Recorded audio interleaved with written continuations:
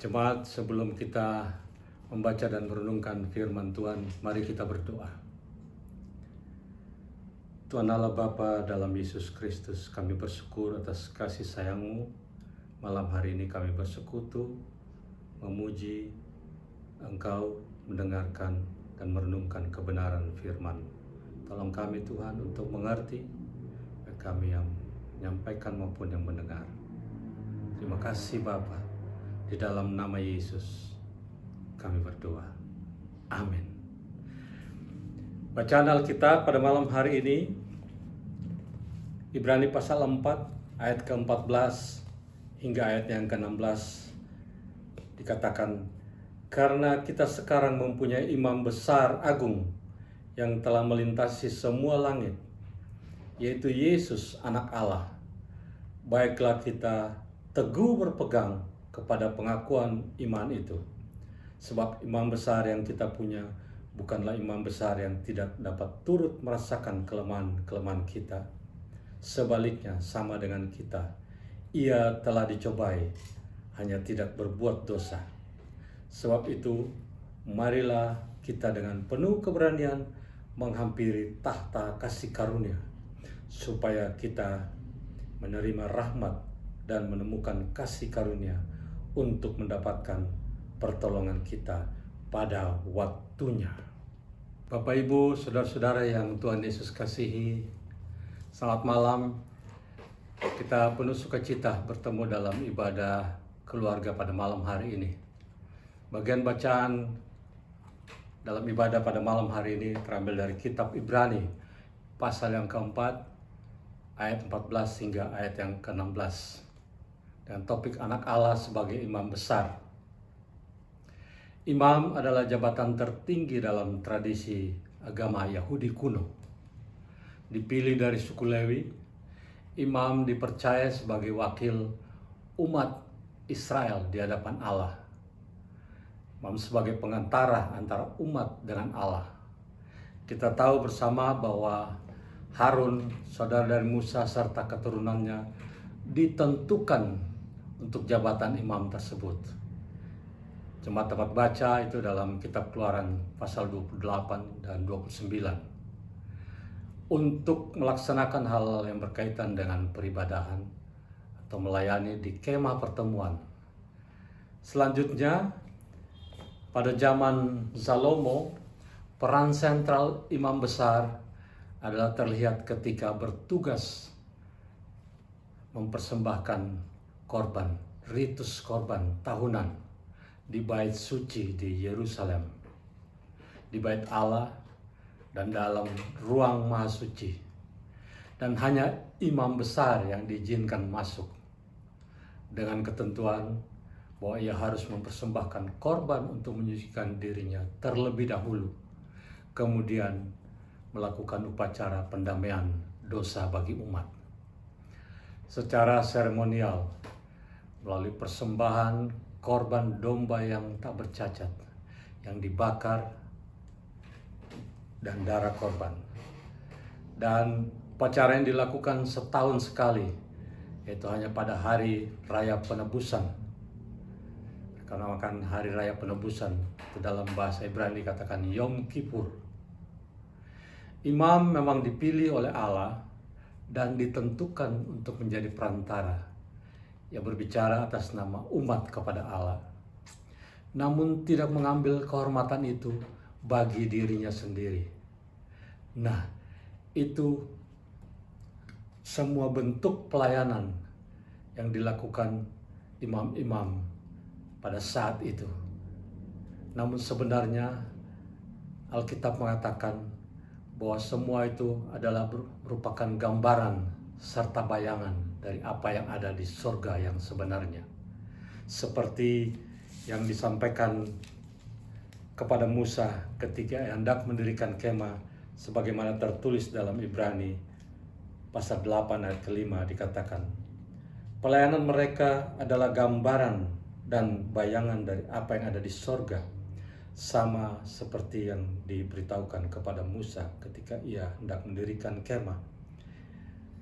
Ingatlah demikian firman-Nya, bahwa Engkau membuat semuanya itu menurut contoh yang ditunjukkan kepadamu di atas gunung itu. Semua hanya merupakan gambaran bayangan dari apa yang sebenarnya ada di surga. Kita tahu kemudian bahwa Anak Allah, Yesus Kristus sebagai Imam Besar Agung, datang untuk melakukan yang sebenarnya. Bapak Ibu yang Tuhan Yesus kasihi, bacaan kita pada malam hari ini, katakan karena sekarang kita mempunyai Imam Besar Agung, kita imani disebut sebagai Imam Besar Agung.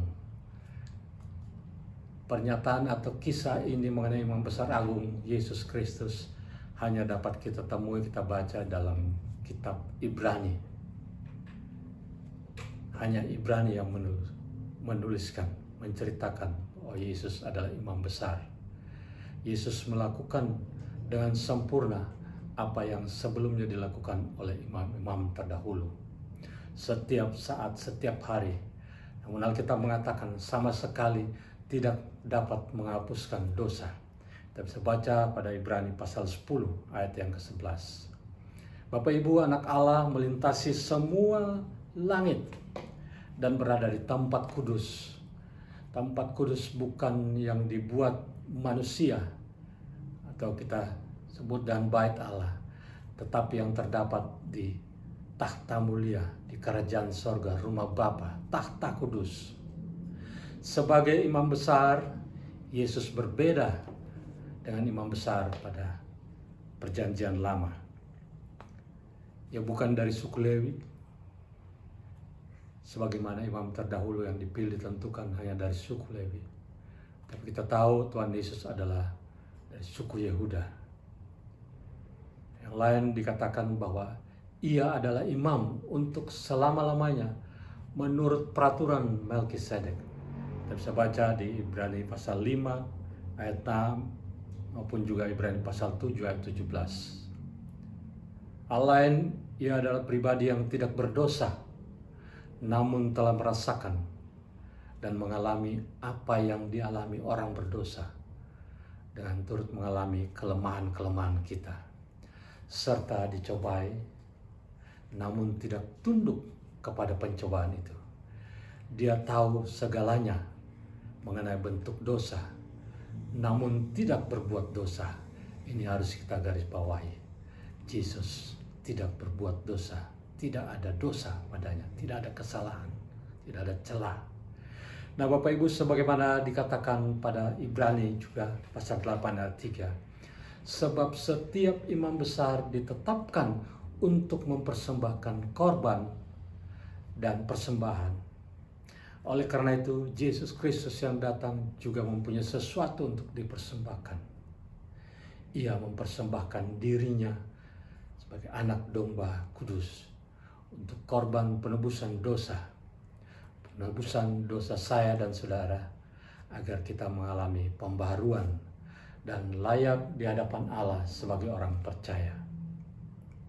Dan pengenalan puncaknya akan dosa yang dialaminya ketika ia mengambil alih semua dosa kita, dosa saya dan saudara, yang dipikulnya, ditanggungnya sendiri di kayu salib di Bukit Kalvari. Nah, bagaimana kita memahami hal ini untuk kita jalani dalam kehidupan beriman kita? Kita mempunyai imam besar. Oleh karena itu, dalam menjalani kehidupan saat ini, khususnya di saat-saat sekarang ini, ada berbagai persoalan kehidupan yang Bapak Ibu hadapi, saya dan Bapak Ibu. Ada persoalan yang kita hadapi, kita terima dari luar kenyataan, mungkin itu PHK, mungkin itu karena pengurangan karyawan saat ini, karena memang kondisinya sedang terjadi. Itu terjadi di luar kehidupan keluarga kita, dan tanpa kita sadari sering kita bawa persoalan itu ke dalam keluarga kita, hingga hal itu menjadi persoalan keluarga, menjadi pergumulan, tidak bisa dipungkiri. Atau sebaliknya, persoalan dari dalam keluarga, persoalan tentang anak kita, tentang istri, tentang suami, saudara-saudara kita, terjadi dalam kehidupan keluarga karena ketidakpahaman, tidak memahami dengan benar akan pengorbanan Kristus. Itu semua akan mempengaruhi kehidupan beriman saya dan saudara. Oleh karena itu, kita harus melakukan sesuatu, melakukan hal-hal beriman agar ketika itu datang dalam kehidupan kita, kita siap. Kita harus mengerjakan hal-hal. Yang pertama, saya dan saudara harus mengenalnya dengan baik dan terlebih dengan benar, secara terus-menerus untuk memperoleh pengetahuan yang benar dalam hal ini akan Yesus sebagai imam besar, yaitu bahwa ia telah melaksanakan tugas keimamannya di bumi ketika ia diutus Bapanya dengan penuh kesetiaan. Kata kesetiaan sudah ada terlebih dahulu, ketaatan, melakukan perintah Bapanya, menaikkan syafaat, doa bagi pengikutnya serta orang yang percaya, dan dia mati berkorban bagi saya dan saudara. Apakah berhenti sampai di situ? Tidak. Setelah kebangkitannya, dia naik ke sorga dan melakukan pembelaan bagi umatnya, bagi yang percaya di hadapan Allah Bapanya. Dan Alkitab mengatakan dia pergi juga untuk menyediakan tempat bagi kita. Dan pada waktunya dia akan kembali untuk menjemput saya dan saudara.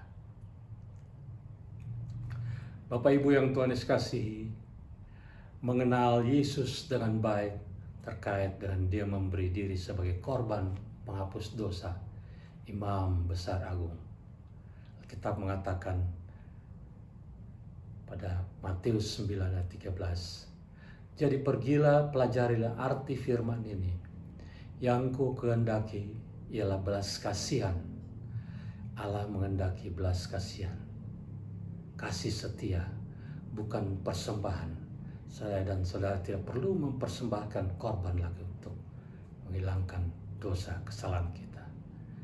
Karena Tuhan Yesus datang, kan dikatakan aku datang bukan untuk memanggil orang benar, melainkan orang berdosa. Itu yang dikatakan dalam Injil Matius 9:13. Dan dalam Perjanjian Lama juga dikatakan dalam kitab Hosea pasal 6 ayat 6, sebab aku menyukai kasih setia dan bukan korban sembelian, dan menyukai pengenalan akan Allah lebih daripada korban bakaran. Kita sedang berbicara imam yang mengorbankan dirinya dan korban sembelian, tetapi Allah lebih menyukai kasih setia dan pengenalan akan dirinya. Berarti yang Allah kehendaki dari saya dan saudara dalam kehidupan beriman, kita mengenalnya dengan benar serta dengan penuh kesetiaan. Hal yang berikut Bapak Ibu yang kekasih, mempertahankan pengakuan kita. Kita teguh berpegang pada pengakuan kita tentang Yesus Kristus serta setia padanya, agar tidak kembali pada kehidupan yang menuju kepada hukuman ataupun kemungkinan beralih dari percaya kepada Kristus, agar supaya kelak kita juga boleh memperoleh bagian di dalam Dia, yaitu keselamatan yang kekal, hidup yang kekal. Dalam kehidupan saya dan saudara, kita melihat, kita mengetahui bahwa orang-orang banyak, beberapa orang yang sudah percaya, tapi kemudian menyangkal imannya karena godaan dunia, namun karena juga fondasi iman yang tidak kuat. Bapa, di sekitar kita, kita menyaksikan itu. Dan tugas kita untuk menguatkan mereka. Yang berikut, kita harus berusaha terus bertumbuh menuju kedewasaan rohani. Rasul Paulus katakan, dengan teguh berpegang kepada kebenaran di dalam kasih, kita bertumbuh dalam segala hal ke arah Dia, Kristus yang adalah kepala. Tulis dalam Efesus pasal 4 ayat ke-15.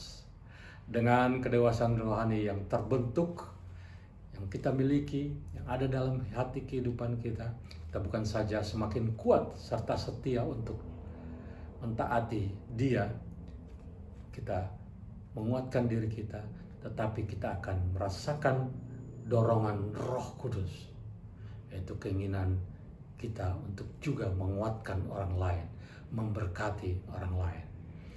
Karya terbesar Imam Besar Yesus Kristus yang kita imani membaharui kehidupan kita dengan Allah. Memahami hal itu dengan hati penuh percaya, kita akan yakin bahwa doa serta permohonan kita diterima oleh Bapa di sorga. Bacaan kita dikatakan, oleh karena itu marilah kita dengan penuh keberanian menghampiri tahta kasih karunia, datang padanya setiap saat secara bebas. Tirai itu sudah terbuka, kita dapat datang kepada tahta kasih karunia. Karena dari tahta yang kudus itu ada kasih, ada pertolongan, ada jalan keluar dari setiap persoalan dari kehidupan kita, dari setiap pergumulan, dari sakit penyakit.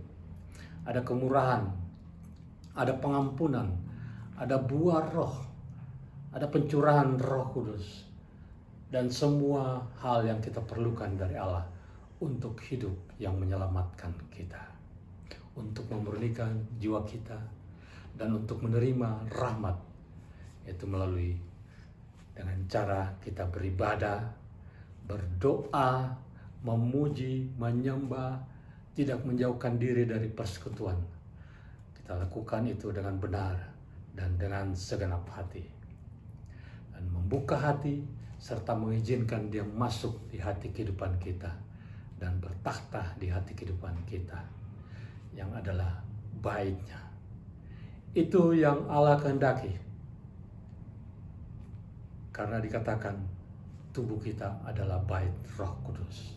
1 Korintus 6 pasal 6 ayat 19.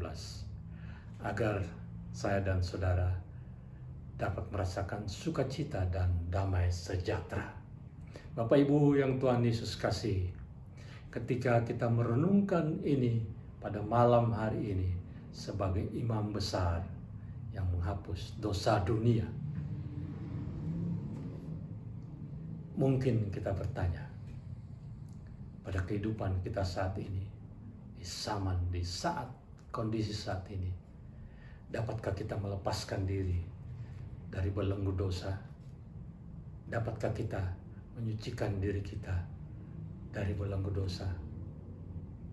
Bagaimana kita melakukannya? Mari merenungkannya, karena Dia yang memberikan imam besar di hati kita. Dia ada selalu melalui Roh Kudus di kehidupan kita. Tuhan Yesus dimuliakan. Amin.